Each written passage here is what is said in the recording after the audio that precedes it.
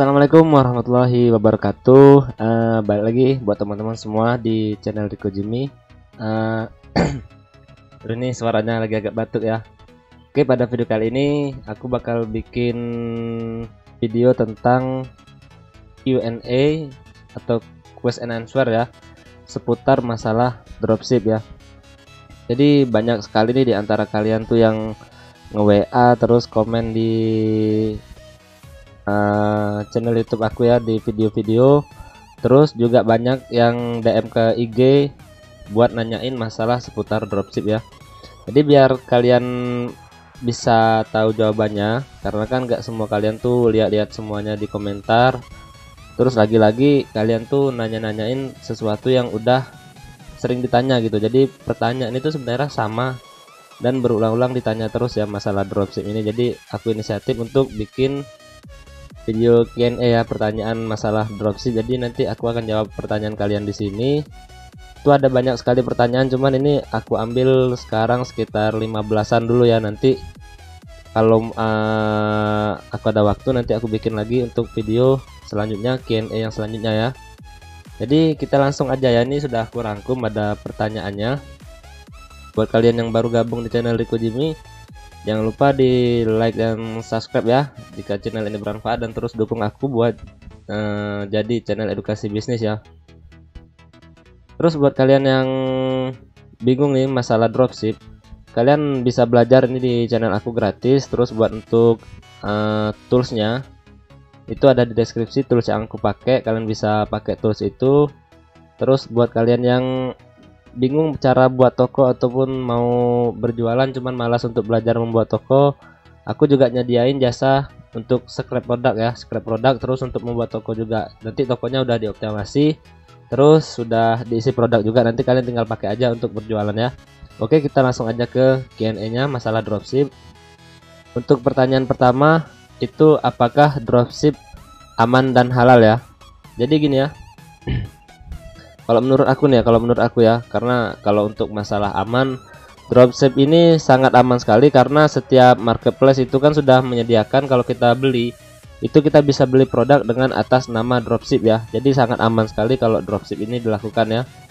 Yang jadi masalah kalau kita menderita kerugian itu ketika barang yang kita kirimkan itu cacat gitu, barang yang kita kirimkan rusak, itu bisa menjadi kendala nanti kita. Tapi akan bisa diurus, nanti akan kasih tutorial juga cara mengurus. Misalnya ada pembeli yang komplain ya ke masalah barang kita, kalau barang kita rusak gitu, barang yang dikirimkan supplier. Terus untuk masalah halal, jadi kalau masalah halal aku rasa ini halal ya, karena di sini sama dengan kita berjualan seperti biasa. Malahan di sini kan kita menolong supplier kita untuk menjualkan barang supplier kita. Jadi sebenarnya juga supplier juga sudah membuat biasanya di deskripsi tokonya itu disediakan untuk reseller dan dropship ya. Jadi kalau untuk halalnya ya jelas halal lah kalau menurut aku ya. Bukan menurut aku sih, tapi ini harus dikaji lagi kalau masalah dalam Islamnya.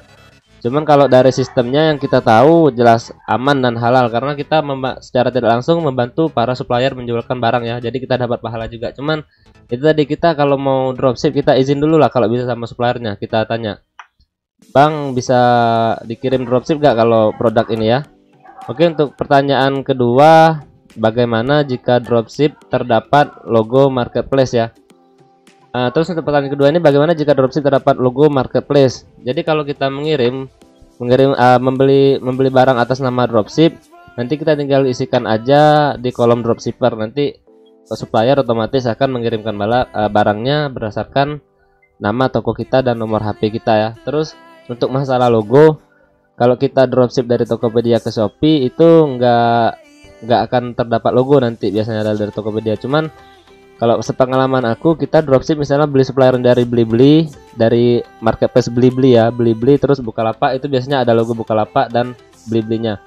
Cuman bagi aku nggak jadi masalah kalau masalah itu, kecuali kalau bagi pembeli ya. Nanti bisa aja kita kasih alasan kalau toko kita juga ada di Bukalapak ataupun di Blibli ya. Yang jadi kendala bagi pembeli itu jika kita mengirimkan barangnya terus barangnya rusak, itu yang bakal komplain. Kalau masalah logo jarang sekali ada komplain ya.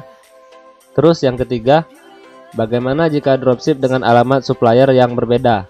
Oke, yang ketiga ini alamat supplier yang berbeda itu sangat aman sekali, tapi asalkan masih berada di dalam satu kabupaten ya. Dalam satu kabupaten itu masih aman kalau kita ambil, misalnya kita mau ambil suppliernya dari toko 1 dan toko 2, cuman dia masih dalam berada satu wilayah lah, provinsi lah minimal ya, maksimalnya provinsi. Kalau bisa satu kecamatan, satu kabupaten, atau satu provinsi. Misalnya di Jakarta, kalian bisa ambil semua supplier yang ada di Jakarta, itu bisa. Terus bagaimana dropship dengan jasa kirim yang berbeda? Kalau di Bukalapak itu aman, bisa. Kalau kita dropship di Bukalapak gitu aman kita. Misalnya pembeli membeli dengan JNE, kita kirim dengan pos kilat khusus, itu aman. Kalau di Shopee itu nggak bisa, tapi bisa diakali dengan cara kita mengirimkan email ke Shopee. Kalau kita udah mengirimkan barang, cuman menggunakan jasa kirim yang berbeda, nanti untuk nomor resinya akan diinput oleh Shopee-nya sendiri ya, dari email yang kita kirimkan tadi ya. Terus untuk pertanyaan kelima, bagaimana syarat Mas upload dan verifikasi gratis ongkir ya? Untuk syarat Mas upload sendiri, syaratnya sangat mudah sekali, sudah aku buat videonya. Untuk Mas upload itu kita harus menyiapkan KTP yang belum pernah terdaftar di Shopee sebelumnya. Jadi kita foto KTP, terus foto kita memegang KTP ya, terserah mau foto siapa ya. Terus yang nomor 6, bagaimana jika produk dalam toko isinya diubah-ubah? Jadi misalnya kalian ada produk, ada yang tanya nih kemarin produk masalah tren ya, misalnya sekarang lagi pengen jual sepatu, kita jual sepatu. Terus untuk selanjutnya jual baju, kita jual baju ya. Kalau menurut aku jangan seperti itu, kita harus satukan aja satu tema tokonya. Misalnya temanya berjualan baju, kita jual baju aja, terus jual sepatu aja gitu ya. Kalau mau berganti-ganti tema, bagusnya kita membuat toko baru gitu. Terus bagaimana kalau gagal verifikasi KTP di Shopee? Kalau untuk gagal verifikasi KTP sendiri itu sudah ada dijelaskan oleh pihak Shopee-nya alasan mengapa kita gagal dalam proses verifikasi KTP ya. Nanti kita tinggal baca apa instruksinya, terus kita ulang lagi ya. Kalau saran aku, kalau ketika kita gagal sekali, kita coba dalam sehari itu daftar 5 kali atau 6 kali. Kalau nggak bisa, coba 2 hari. Terus kalau nggak bisa, coba 3 hari. Kalau nggak bisa juga, baru kita ganti KTP berarti ya. Terus untuk yang nomor 8 ya, apakah boleh pakai KTP orang lain? Boleh ya. Jadi misalnya di toko itu namanya nama kita, terus alamat kita, nomor HP kita, KTP-nya orang lain, boleh itu. Aman ya, aman. Terus untuk nomor 9, bagaimana jika keterangan KTP sudah digunakan? Kalau sudah digunakan, kita nggak bisa dipakai lagi, kita harus ganti KTP yang lain. Terus tools apa yang bagus buat dropship? Kalau tools yang buat dropship ini yang bagus, kalau menurut aku nih ya, yang aku pakai sekarang itu aku pakai Xsan dan Good Converter ya. Itu kalau menurut aku sekarang ini tools yang paling mudah dipelajari, terus paling lengkap fiturnya ya. Cuman ya di sini memang nggak ada fitur kayak sinkronisasi harga dari supplier ke toko kita. Itu sebenarnya sama-sama ribet aja, itu sama-sama ribet kalau untuk mengupdate harga ya.